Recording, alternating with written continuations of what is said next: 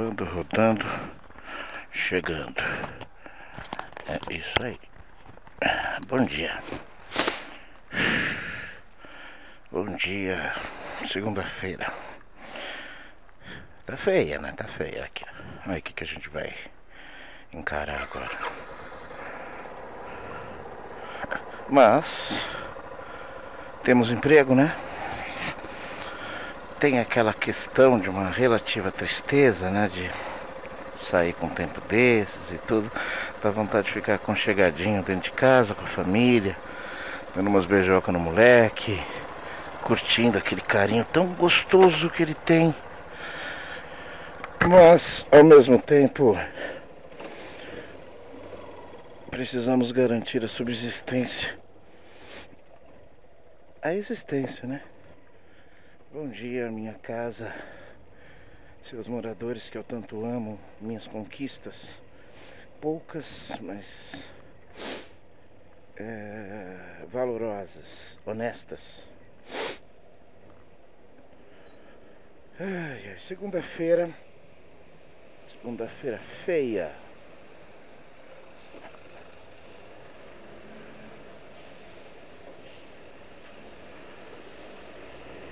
De outono, não tá frio, tá até meio abafadinho, mas o tempo chegou assim. No sábado, né, nós fomos dar um beijo no Marco, curtir uma festa de aniversário dele. E rapaz do céu, depois de mais de uma semana sem chuva, chegou um temporal daqueles destruidores. Ainda bem não aconteceu nada com ninguém que a gente conheça, mas causou estrago, como sempre, né?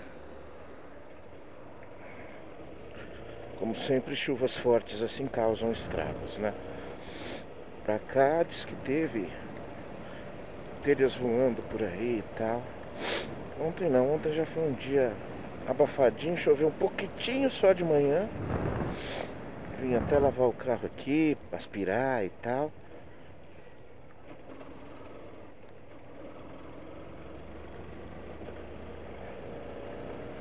Mas o resto do dia foi seco, meio nublado, o sol apareceu muito pouquinho, mas foi um dia gostoso, foi um dia agradável, de temperatura gostosa.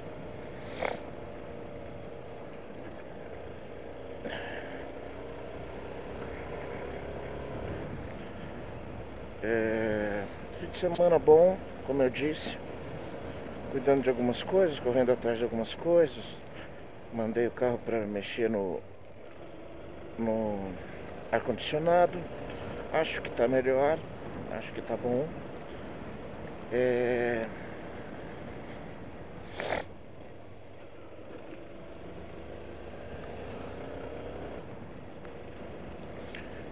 Ficamos na casa do Marco, deliciosamente recebidos com tanto amor, tanto carinho por eles. Eu costumo sempre falar isso.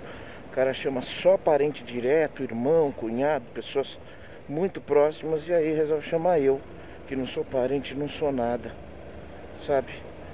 Um ou dois amigos que têm esse privilégio com ele, e eu posso dizer com orgulho que mais alguns amigos meus isso sempre aconteceu. Fico muito feliz. Eles sabem o que representam para mim. Enfim, ontem foi isso. Fui fazer umas coisinhas de manhã, que eu disse, né? Dei uma cuidada no carro, enchi o tanque, aspirei, dei uma ducha no carro, tudo. E fomos levar aí algumas coisas da Gláucia lá pro quartinho que ela tem lá do lado da irmã dela, um quartinho para guardar as coisas lá, que o primo dela cedeu para ela. E depois passamos o resto do dia na Silvana, almoçamos, curtimos, tomamos uma cerveja. Esse fim de semana foi um recorde, cara. Tomei muita cerveja, muita cerveja. E ficamos de boa. Desde a tarde de ontem, da noite, né, de ontem, essa chuva chegou deu poucas pausas e tá aí presente. O bom dessa chuva é ter limpado o cascalho que estava aqui, né? Estava realmente muito perigoso. E vai ser uma viagem um pouquinho mais demorada, porque no chão molhado a moto realmente pede muito mais cautela, muito mais cuidado.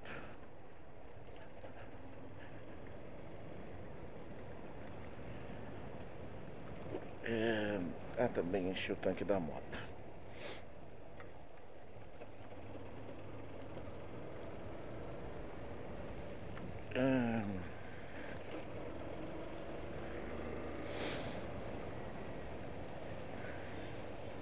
Ai que foda, né?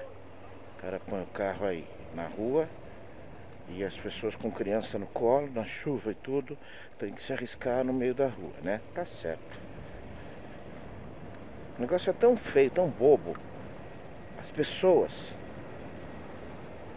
que elas não reclamam.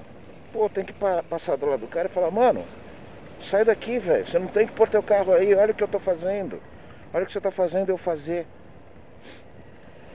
Mas, cara, aqui a coisa se desvirtuou a tal ponto. A gente briga seriamente por imbecilidade e a gente deixa passar sempre questões básicas e claras do dia a dia. É pra passar ali pelo cara com teu filho no colo e falar: mano, olha o que você tá fazendo eu fazer, mano. Sabe? Bom, enfim. Então, ontem, na verdade hoje, né? Hoje de manhã, eu tô procurando falar pouco no meu dia a dia, né? Sobre política, mas é natural, às vezes, num momento aqui e ali, a gente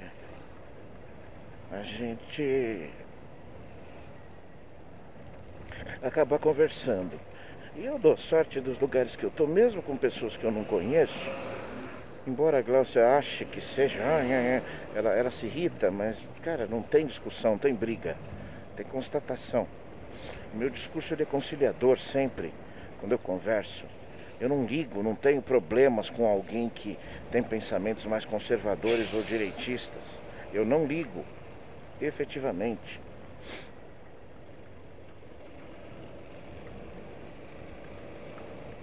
Eu apenas sempre faço o que eu costumo fazer, é educar. Educar mesmo, de falar: mano, não é pra gente aceitar isso, não é pra gente fazer aquilo, é pra gente cobrar isso, é pra gente pedir aquilo, é pra gente mandar fazer isso. Que as pessoas ficam perdendo tempo com idolatrias idiotas, como se algum político merecesse idolatrias. Aliás, como se alguém merecesse idolatrias. Né? E muito poucas pessoas, se é que alguma, merece idolatria, né? Mas enfim, e aí hoje lendo na verdade é uma matéria de terceiro, né?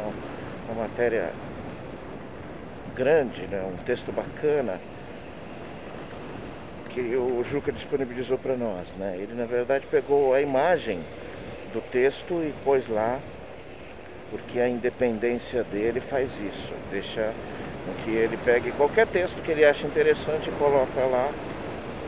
E nossas linhas são muito parecidas, eu costumo falar isso com muito orgulho, de que as minhas linhas com pessoas como o Juca Kfouri são muito coincidentes em vários aspectos. E ele colocou uma questão, um texto que fala do seguinte: da nossa cegueira em enxergar aspectos, algumas explicações em relação à nossa cegueira em enxergar aspectos claros. Na verdade o texto tem uma ideia inicial de comparação, até de desconstrução da comparação de Trump com Bolsonaro.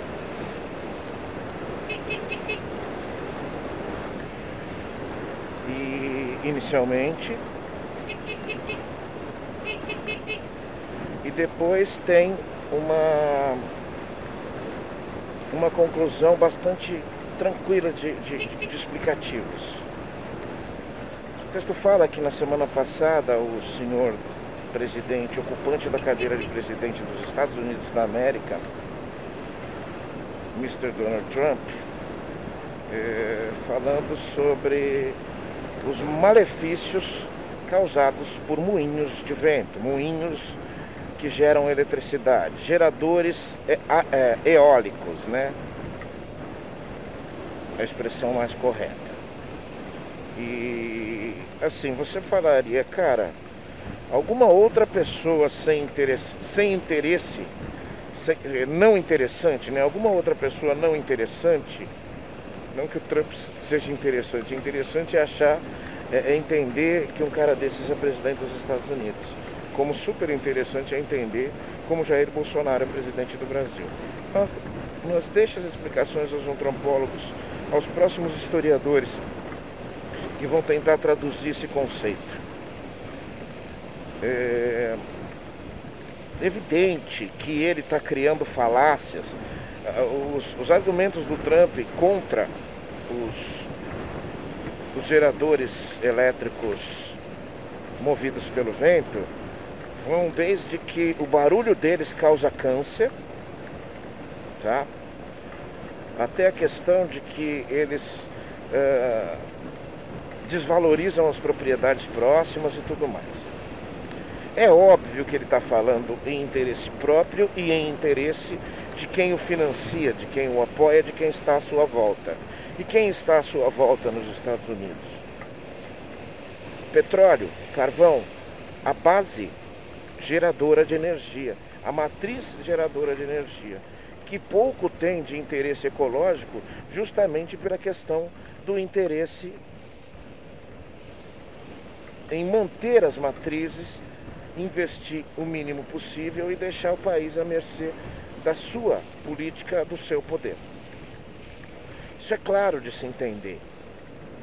Isso é errado? É lógico que é. No ponto de vista conceitual, completo, é evidente que é ruim. Mas aos detentores do negócio, entende-se completamente o que eles querem. Deve-se manter o olho atento a que não hajam abusos. Mas enfim, sabe, fala-se, o Bolsonaro não chegou a cometer nenhum deslize factual dessa categoria, dessa natureza. Ô mano, caramba, mano, o da frente já tava ruim.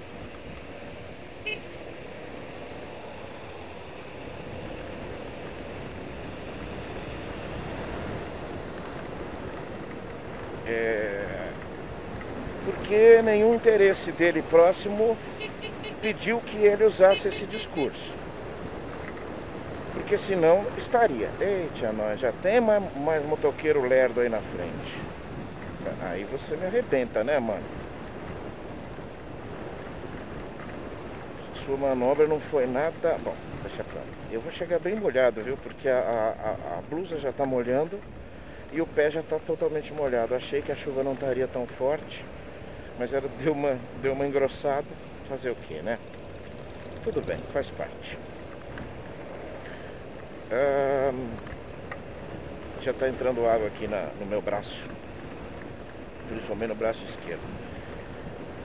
Entende-se que todo político age por interesses, e essa linha dos políticos conservadores que está atualmente tomando conta aí das oligarquias de poder dos países, elas evidentemente são financiadas, tudo sempre está pelo dinheiro, meu amigo, e não são ideologias. Mas a ideologia é um patamar, é uma justificativa a se defender. Como tudo era legal no passado, por que vai mudar a matriz para não fazer usina elétrica, usina geradora de eletricidade movida a carvão? Por que não? Por que não movida a urânio, usinas nucleares? Não é? Então, assim,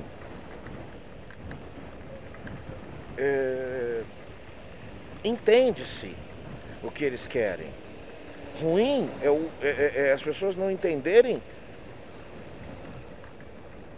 o porquê disso e pegar a bandeira do ideologismo e achar que é ela a razão. Mas enfim, e cara, desculpa, o brasileiro, você viu na calçada ali, o brasileiro não sabe reclamar do cara que está fazendo um negócio errado para ele, está colocando ele em risco ali na hora. O brasileiro não sabe fazer isso. Você quer que ele entenda os interesses movidos por trás de PowerPointzinho de desvios do PT? É isso? Tá bom, cara. Lamento por você. E aí o texto termina, né, colocando uma parte muito interessante, que é um livro de um polonês. Eu não gravei o nome do livro e não gravei o nome do autor. Mas onde o cara pega e mostra, onde a pessoa é muito feliz ao mostrar por que esse tipo de coisa acontece em lugares que já tiveram domínios autoritários, ditatoriais. Ele cita a história, claro que, na verdade, o texto se chama Entre Homens e Ursos, alguma coisa assim. Na Bulgária, região extremamente pobre da Europa, durante muito tempo, por ser uma região muito povoada por ursos, e por regra de natureza, tá? Esses animais provavelmente durante muito tempo, ao que os humanos iam se instalando em suas proximidades, eles com certeza fizeram várias vítimas, porque era o lugar deles, eles já moravam lá. Então criou-se aquele fácil e tranquilo arquétipo do inimigo, né? A fera, o inimigo que mata homens, né? Porque não se tinha mesmo a noção básica de que a gente chega e invade o lugar deles. Era uma guerra de conquista. Sempre é, né?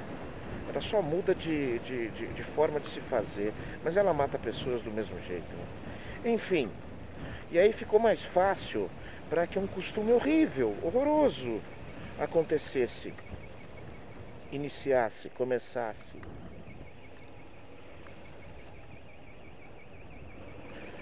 Que eles pegavam ursos, às vezes matavam a mãe, né? Matavam uma ursa que tinha filhotes e pegavam os filhotes. E adestravam esses filhotes. E eram os ursos dançantes. Foi esse aí que tentou me passar lá atrás. E eram os ursos dançantes, que faziam espetáculos, que davam dinheiro, né? Ensinavam os ursos a dançar, adestravam os ursos. E a forma que eles adestravam era horrível, horrível. Eles colocavam os bichos nas patas traseiras apenas, sustentavam a parte de cima em chapas de ferro quente. Ou seja, não é que eles dançavam, eles estavam sendo torturados, eles estavam tendo os pés queimados e estavam pulando. E depois de um tempo, isso filhotes, tá? Que é mais legal de se saber, né? Depois de um tempo, não se precisava, bastava repetir os gestos, não se precisava mais colocar os bichos, colocar esses animais na chapa quente. E eles se tornavam ursos adultos que dançavam, adestrados a dançar, ganhavam dinheiro, davam sustento às suas famílias.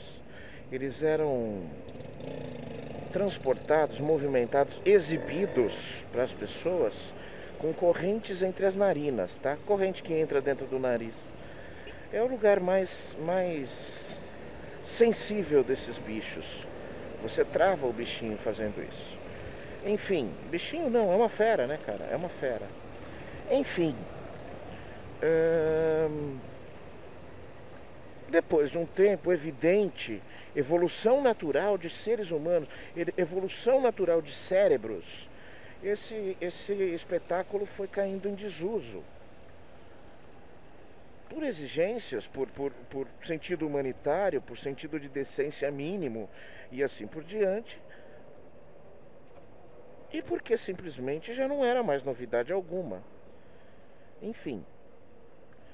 E esses ursos, gerações e gerações que viveram dessa forma, passaram a não saber mais, porque durante um bom momento eles precisaram ser devolvidos para a natureza. E como você devolve esses bichos para a natureza? Eles não sabem mais viver, não sabem mais caçar. Eles sabem dançar. Eles sabem dançar. Eles sabem dar 5 passos de dança e depois ganhar um pedaço de pão, um pedaço de carne, um pouco de batata.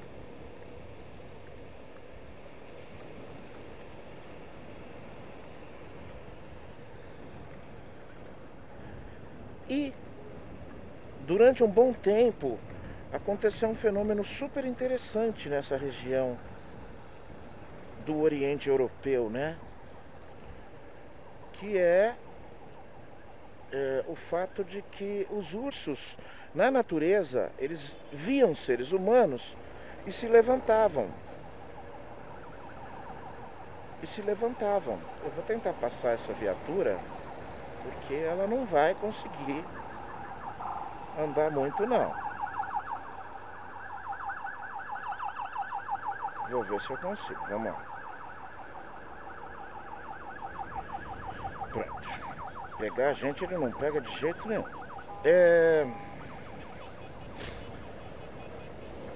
Ursos selvagens, ursos que tiveram nenhum ou muito pouco contato com seres humanos, viam seres humanos e se levantavam, ficavam de pé. Preencheu o código genético desses bichos a ponto de eles saberem por instinto que se fizessem isso ganhavam comida. E esse é um comparativo extremamente interessante de que a primeira geração você entende, aquela que a primeira geração dos ursos, aquela que foi adestrada diretamente, foi torturada diretamente pelos seres humanos, essa praticamente morreu de fome. Viveu às custas de migalhas de seres humanos que os viam, mesmo depois que eles foram soltos na natureza. Raros foram os animais que conseguiram sobreviver por conta própria, sem mais nenhum contato humano, se é que houve algum. Não se tem esse levantamento. Mas o mais interessante é que a geração seguinte copiou esse comportamento. A geração seguinte, que nunca tinha sido torturada, que não tinha sido adestrada pelos seres humanos, mantinha o mesmo comportamento de se humilhar, no caso se levantando e reverenciando pessoas, sem atacá-los, para ganharem suas migalhas. Precisa uma grande explicação em relação a isso? Não, né? Mas o que eu quero colocar para formalizar o contexto, que é exatamente o que a pessoa do texto quer dizer em relação a isso, básico e claro, é que a analogia é bem interessante sobre homens, sobre países que conseguiram se livrar da opressão, do fascismo, das ditaduras, e que, durante alguns momentos, tem lampejos de saudade do tempo do domínio.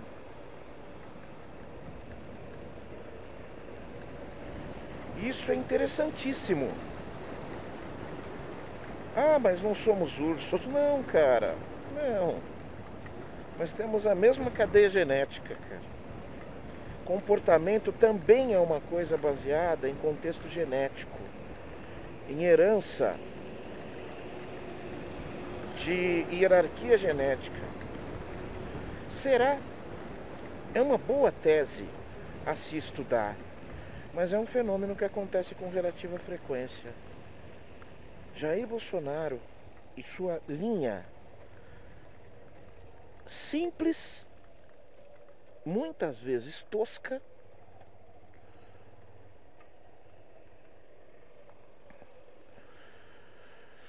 podem ser os seres humanos que encontraram os filhos dos ursos torturados.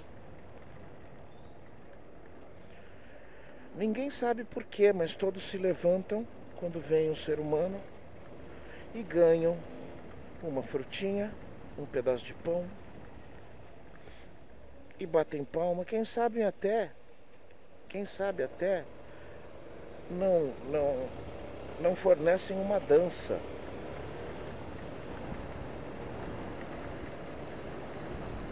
Não dão de presente uma dança a quem os agrada. É tão claro isso, é tão óbvio isso, é tão fácil de entender, né, que a gente não descobriu. Foi melhor, assim, quando chegou alguém que falou, vocês têm que se virar, velho. Eu não tô... Mano, não é o PT e o Lula, esses pilantras. É uma linha de pensamento muito mais autonomista, muito mais interessada em fornecer o contexto de ponha tudo na bandeja para todo mundo ver o que tem. Não esconda atrás da bandeja. E as pessoas passaram a achar que o problema era que estavam mostrando demais. Ah, no meu tempo não tinha isso. Nossa, 2 meninos se beijando. Que nojo. E é isso, cara. Essa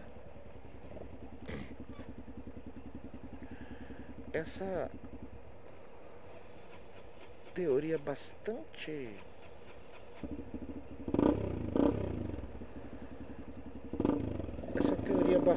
plausível que eu acho que estamos vivendo agora. A gente ficou com saudade e a gente preferia que os tiozões bravos nos dominassem. Porque quando deram pra gente dominar, a gente falou, ah, mano, isso dá mó trabalho.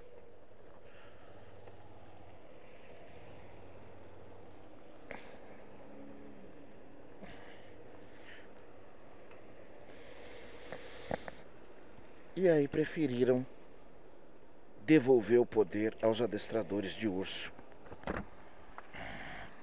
Mas eles estão prometendo que não vão nos torturar dessa vez. Ele falou, eu confio nele, eu acredito. Porque ele é um homem comum igual a mim. Quem foi que disse que eu quero alguém igual a mim, cheio dos defeitos que eu tenho e das incapacidades que eu carrego? Quem foi que disse? Tudo que eu não quero para alguém dominando é uma pessoa igual a mim. Embora eu me considere uma boa pessoa, sim. Mas as minhas incapacidades, elas são maiores. Beijo. Até mais tarde. Tchau, tchau.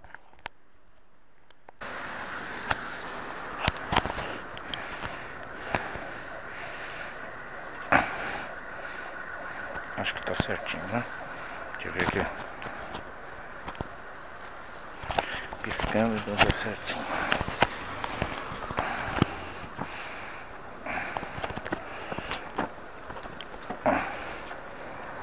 Acho que é mais ou menos isso. Vamos lá.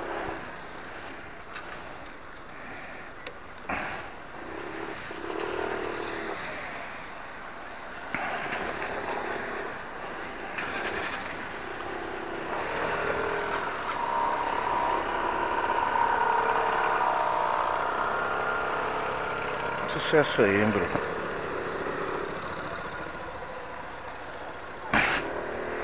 Ai. Você viu como começou o dia? Está vendo como está terminando? É realmente complicado, hein? Mas vamos nessa. Boa tarde. Boa tarde.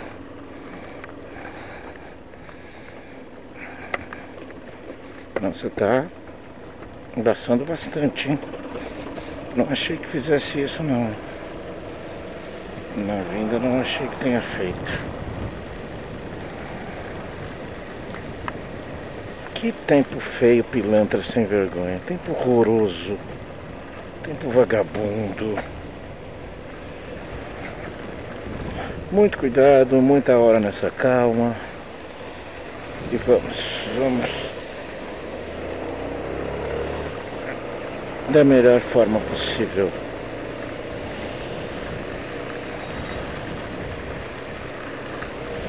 Nossa, tá chovendo tanto quanto, ou talvez mais do que na vinda.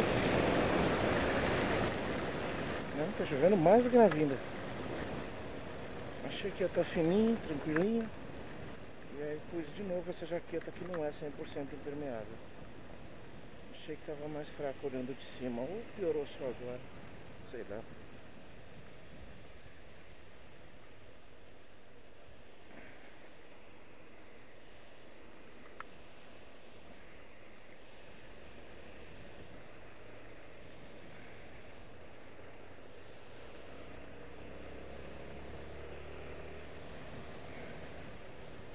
O mano aqui na frente tá sem capa também, né? Ao menos aqui da parte da cintura pra baixo não molha. Mas enfim, chegando em casa eu tomo um banhão, tomo um café e fica tudo certo.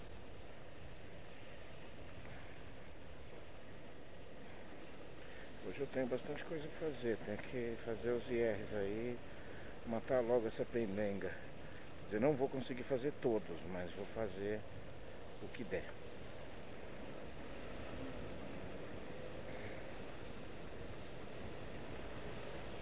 Falar de emendar um assunto aqui, né, que também tá fresquinho, que é um assunto, na verdade, que sai do futebol para variar. Eu gosto de usar esses exemplos práticos e leva pro contexto da nossa vida e do que a gente, da forma como a gente pensa. Como somos oportunistas. Então vai, meu filho, vai mesmo.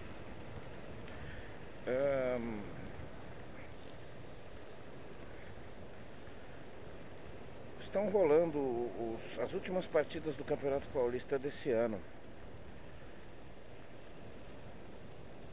São as semifinais e os 4 grandes esse ano foram para as semifinais, como quase sempre acontece, com raras exceções. Às vezes um pequeno tira um grande na semifinal, mas muito raramente. O último pequeno que ganhou foi o Ituano, né? E já faz um bom tempo aí. Não me lembro exatamente quando, não sei se foi 2014, não lembro exatamente quando. Bom, ontem aconteceu, as finais foram, a primeira rodada das semifinais, São Paulo e Palmeiras no Morumbi, foi 0-0. E ontem foi a partida de volta do Palmeiras e São Paulo. E foi 0-0 também, nos pênaltis o São Paulo ganhou. E o outro lado, a outra chave que vai para a final agora será decidida entre Corinthians e Santos, onde o Corinthians, no jogo que jogou em casa, ganhou de 2-1. E agora, hoje o jogo no Pacaembu, porque a Vila Belmiro lá em Santos está interditada, está em reforma, não sei. Mas o mando é do Santos, a torcida inteira vai ser do Santos, no estádio. Fora do estádio, fora a torcida do Corinthians, também a torcida inteira é do Santos. Mas voltemos. O Corinthians joga por um empate. O Santos, para passar sem pênaltis, tem que ganhar de 2 gols de diferença. E se o Santos ganhar por 1 gol de diferença, vai para os pênaltis.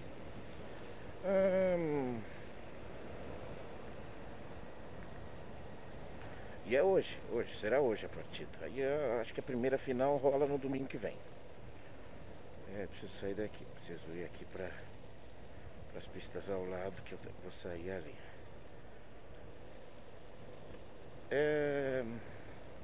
E aí, falando um pouco, primeiro no aspecto de futebol e depois nas reações que ela leva, o que aconteceu é que agora estão conseguindo, os primeiros momentos do vídeo, eu já falei sobre isso um dia desses, né? Do VAR, né? O vídeo auxiliar da arbitragem, né? Existe uma equipe que auxilia o juiz aí a tomar decisões, corrigir erros.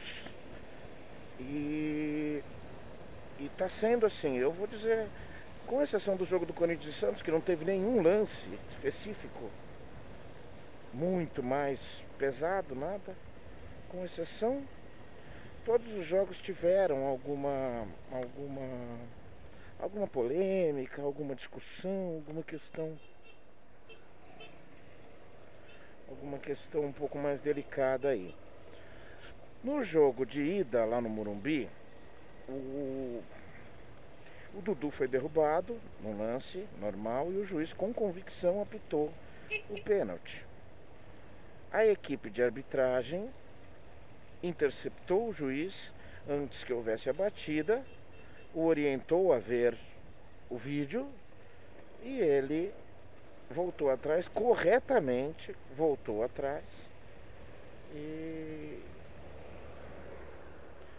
não validou o pênalti. O jogo terminou 0-0.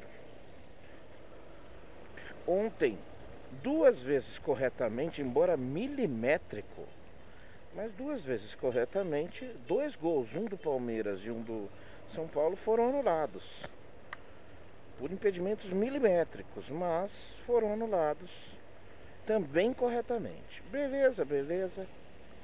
O senhor Luiz, percebeu-se, a imprensa percebeu ali na hora que o juiz anulou o gol do Palmeiras, percebeu que o Luiz Felipe, o Filipão, técnico do Palmeiras, novamente, porque o Filipão é o seguinte, ele pode fazer o que ele quiser no mundo, ele dá umas voltas, depois ele é chamado de volta.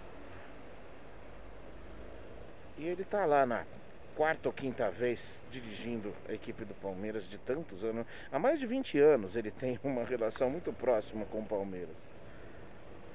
Ele é o responsável pela Libertadores do Palmeiras, né? Enfim, não vou aqui falar sobre os aspectos técnicos e a competência do Filipão, que eu não preciso falar, sabe por quê?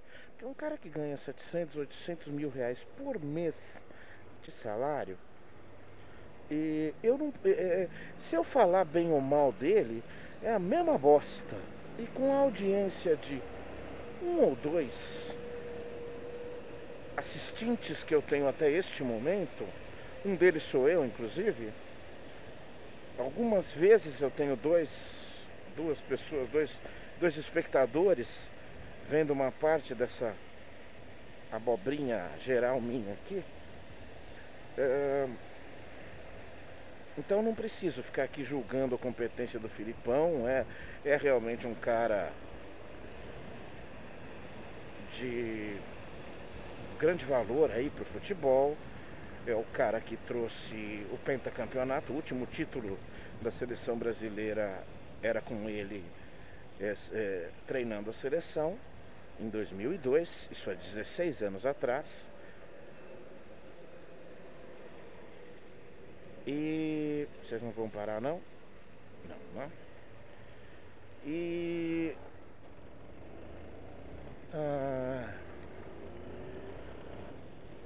também não preciso, não, ele é o culpado do 7-1 e tal, enfim. Também foi o técnico da última, uma das maiores, se não a maior humilhação da seleção brasileira numa Copa do Mundo, ou internacionalmente falando de futebol. Enfim. Mas eu nunca tive grandes amores pelo Filipão, porque ele é um cara que o temperamento dele me incomoda. Ele é um cara com a fama de durão, macho pra caramba, pá. E esses caras normalmente desse jeito, eles são um pouco fictícios. Eles não são assim o tempo todo. Mas enfim. A questão é que os times quando o Filipão não tinha time, o time do Palmeiras era relativamente fraco ou mediano. Primeiro que ele tinha um defeito clássico, que eu sempre falei isso, um técnico não pode falar assim do seu time. Ele falava que o time dele não era bom. Ele falava, o time precisa de mais gente e tal, enfim, sabe? vez em quando até criticava um jogador especificamente ou outro. Enfim, eu não gosto dessa atitude, eu não acho essa atitude uma atitude digna de um líder, fazer acusações sobre a sua equipe. E também por conta disso ele fazia os times dele, ele tem uma forma de convencer seus profissionais. O Luxemburgo também era assim. Era porque há muitos anos não consegue um time decente para treinar, né?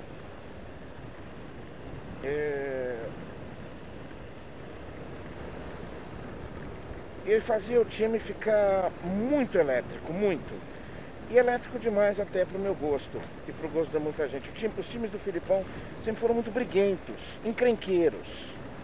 Encrenqueiros mesmo, os caras mal educados, chato pra caramba de jogar contra o Palmeiras, porque os caras queriam brigar com tudo e com todos. Principalmente um Corinthians e Palmeiras, um São Paulo e Palmeiras, um Santos e Palmeiras. Raramente não dava uma confusão. Voltemos, enfim. Filipão, ao dar a entrevista, confirmou o que os jornalistas tinham visto ali na hora que o gol do Palmeiras foi anulado, já após a desclassificação. Falou, pensei mesmo em tirar o time de campo, me revoltei, mas hoje vendo o lance melhor e tal, eu percebi que realmente estava um pé à frente e tal, ou seja, deu razão, beleza? Não, mas não acabou. Mas e o pênalti da semana passada? E o julgamento do meu jogador, de um dos meus principais jogadores, foi ocorrer só agora. Então, assim, sempre jogar para um outro aspecto. Ouvi dele, não jogamos bem, o São Paulo foi melhor, aproveitou melhor a oportunidade que teve e pronto. E parabéns, segue a vida e vamos. Não, isso esses caras não fazem. Mano, tá chovendo o planeta agora. Simplesmente chovendo o planeta Terra. Olha. Enfim. E esse temperamento que sempre me irrita profundamente nas pessoas, principalmente em líderes e principalmente em milionários. Os caras não aprendem, velho. O Filipão é um cara de mais de 60 anos de idade, cara. Mas é ali, fica ali, e ali acabou. E pronto. Coisa chata, coisa chata. Encarar que tem, se não o maior, um dos maiores elencos do Brasil em termos de qualidade e de preço. Os jogadores mais caros do Brasil estão entre Palmeiras e Flamengo. E os outros tentam administrar quanto podem.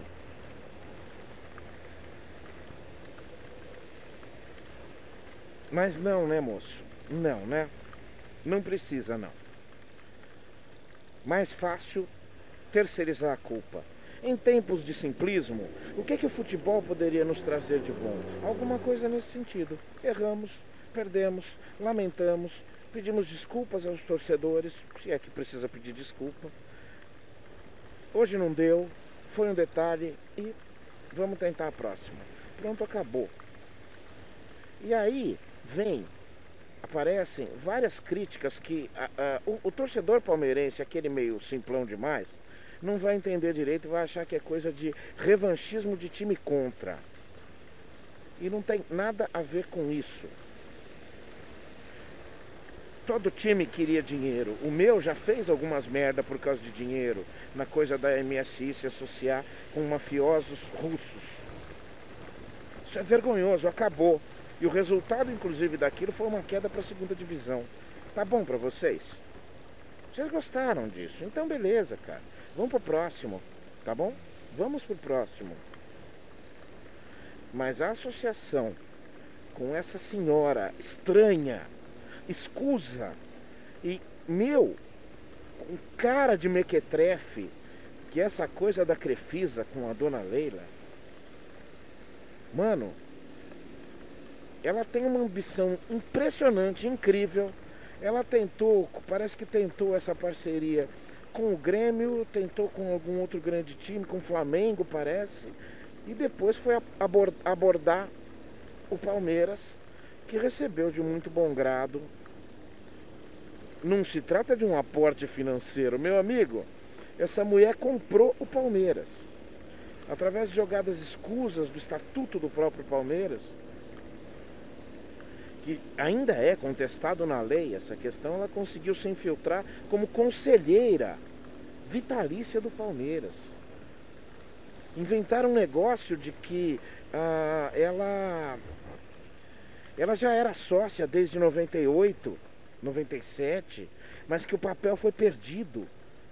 A ficha de inscrição foi perdida. Minha nossa, cara. É isso. Assim, não, tudo bem. Cara, e aí que tá. Lembra do povo putinha que eu falei pra vocês no conceito de política? É um povo putinha pra qualquer coisa, tá? Pra qualquer coisa. Se for campeão, tá bom. Se for melhor que os outros, tá bom. Se ganhar os clássicos, tá bom. E é só, meu amigo. E é só. Sabe? Ah, tá tudo bem. Cara, quem age desse jeito vai fazer um mal pra você depois. Quando o Juca escreve sobre isso, os caras caem de pau. Ah, eu inveja que você é corintiano, não é palmeirense. Mas e quando o Mauro Betting escreve? Aí os caras, você não é um palmeirense de verdade, você não quer o bem do Palmeiras. É isso, cara, é isso. Lidar com o povo é essa bosta, porque o povo é extremamente burro, em vários aspectos, em qualquer lugar do mundo, né, cara? Incrível, incrível, incrível. Para você ter uma ideia do que a Crefisa comprou, de quantas pessoas e entidades a Crefisa comprou, para essa senhora alimentar o ego e, claro, os negócios dela.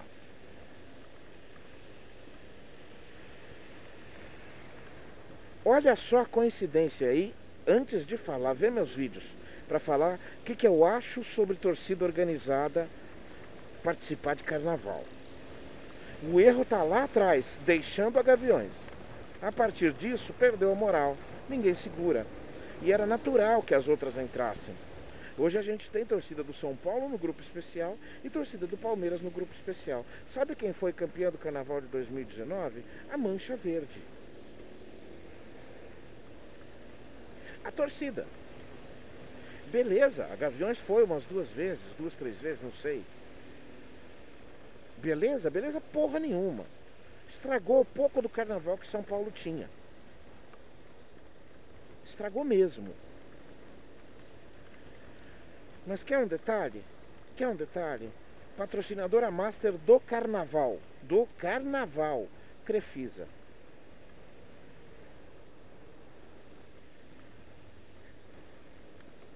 Estranho pra você? Pra mim, sim. Detalhe 2. Não havia nas avaliações... Claro que essas avaliações não querem dizer muita coisa. É só mais um ponto da conversa. Pós-desfiles, em nenhum momento houve algum destaque maior para se dizer, nossa, meu, a Mancha Verde esse ano ficou linda demais, ela arrebentou, ela inovou. O que houve foi neguinho falando sobre, lendo errado, entendendo errado, uma encenação de Santo Antão contra o diabo, que resolveram achar que era uma encenação do diabo vencendo Cristo. Bom, tá tudo errado, né, mano? Mas enfim, vamos para as partes corretas disso aqui. Dá para desconfiar? Dá. Vou esperar que algum torcedor do Palmeiras ou algum admirador da Mancha Verde ache estranho? É lógico que não. Mas seria legal se algum achasse. Porque se isso acontecesse com a Gaviões, o Juca ia achar. E eu também. E algumas outras pessoas coerentes também.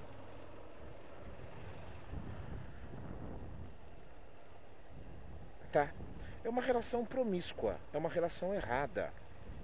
O ano passado, a Crefisa tentou patrocinar os juízes.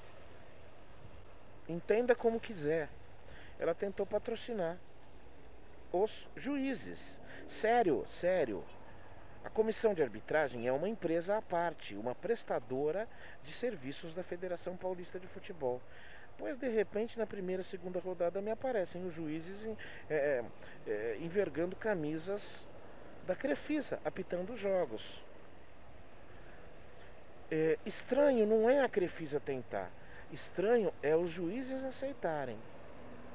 Esse é o maior problema.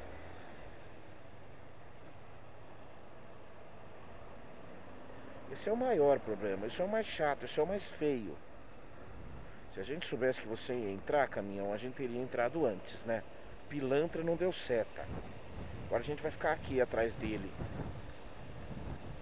Ainda mais com esse super mosca aqui na minha frente.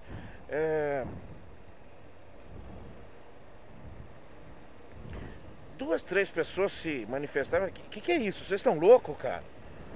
Qual é o objetivo? Dar presentinho? Corre que vem vindo. Dar presentinho para os juízes? Para eles assim serem um pouquinho mais benevolentes? Ficou chato, né? Teve que tirar rapidinho, o Ministério Público exigiu, não, conflito de interesses. Alguém precisava falar sobre isso? Com certeza não, né, bro? Não, né? Teria necessidade de tocar no assunto. Juízes, não dá, meu, vocês patrocinam o Palmeiras. Não dá pra gente se associar a vocês. Não dá pra gente receber o patrocínio de vocês. Ah, mas o objetivo é só patrocínio, é mostrar nosso nome. Ok, cara, não pode. Não pode porque não pode. Que a lei não permite. Já passei do tempo, há muito tempo, de achar que se a lei não permite é porque é imoral. Não. Imoral no sentido ético, tá? Não no sentido babaca, no sentido dogmático, tá bom? Então assim, gente, tem alguma coisa estranha. Há alguma coisa estranha nessas conversas. E as pessoas caem que nem patinhos. Se amanhã o Ministério Público, que não deve ser bobo, a Receita Federal, que não tem nada de trouxa, perceber alguma coisa de maior gravidade, que eu não acho difícil de que tenha, cara, simplesmente eles vão punir essa empresa e esse time a ponto de arrebentar com ele. E aí, cara? Mas enfim, é porque é isso, eu tô falando de futebol, porque futebol é aquele cara que dita. Como o brasileiro é muito ligado em futebol, muito do comportamento dele é parecido com o comportamento que ele tem no futebol. É paixão pura, mas é assim, futebol, a merda é essa, a paixão é tanta. Eu já vi tantas e tantas pessoas coerentes, inteligentes, decentes, super honestas, enxergarem no momento da paixão, naquele momento da dúvida, uma coisa tão óbvia contra o próprio time, e enxergarem que é a favor do próprio time e brigarem por isso na hora. Não é um bom caminho enxergar com olhos de futebol para nada, inclusive o futebol. Não é uma receita saudável, cara. Mas enfim, fica nesse pequenininho. A gente fica sempre muito longe de uma maior profissionalização, uma razoável profissionalização do futebol.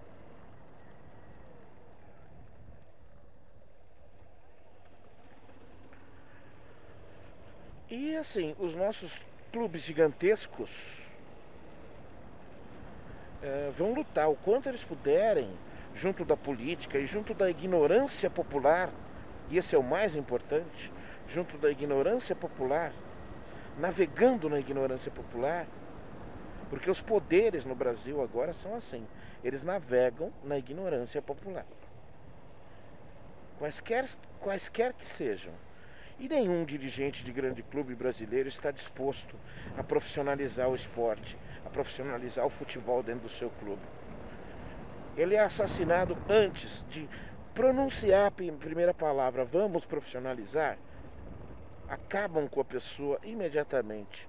A indústria que movimenta isso, ela é muito maior. Mas é uma pena, é uma pena. Inicialmente lá, pelo começo da conversa, o que eu coloco, que eu lamento, é que pessoas do naipe de Luiz Felipe Scolari são formadores de opinião. E como é que Luiz Felipe Scolari se manifesta ganhando 700, 800 mil reais, tendo uma posição privilegiadíssima, que com certeza ele não abre mão?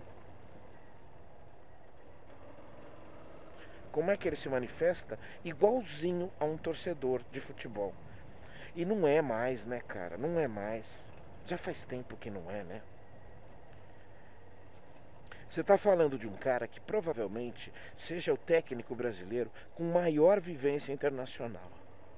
Esse mano treinou a seleção de Portugal durante 3 ou 4 anos. Depois ele treinou durante alguns meses o Manchester United. Foi o Manchester? Não, foi o Chelsea. O Chelsea. Isso, o vice-campeão mundial de 2012. Não lembro bem quem foi o campeão mundial de 2012. Deixa pra lá.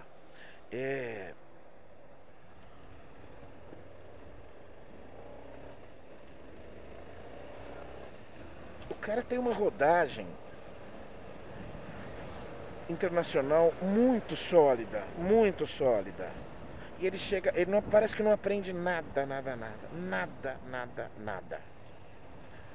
Quando perde, o chororô de que fomos injustiçados, a culpa não é minha, a culpa não é nossa, pobrezinhos dos meus garotos.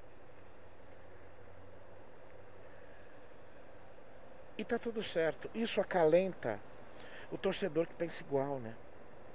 Ele vai usar o mesmo argumento. Ah, mas e o outro? Ah, mas... E pronto, acabou. É só futebol? É. É só futebol, sem dúvida alguma. Mas dita tanta coisa, né, cara? Traz tanto lamento pra gente. Aqui, nesse país, a gente tem que se antenar no que acontece no futebol, porque é uma boa tradução, é uma excelente tradução de vários e graves problemas que a gente carrega. Vários e graves problemas que a gente carrega. Se a gente não entender isso, a gente vai ficar com alguma ponta mal resolvida. E isso não é nada legal. Nada legal. Vamos lá, gente. Tô todo molhado de novo. Tão molhado quanto quando eu cheguei no trabalho. Pé, barriga. E vou lá me secar. E me esquentar um pouquinho. Beijo do gordo. Boa semana. Tomara que amanhã esteja melhor. Desculpa a encheção aí, falou? E obrigado.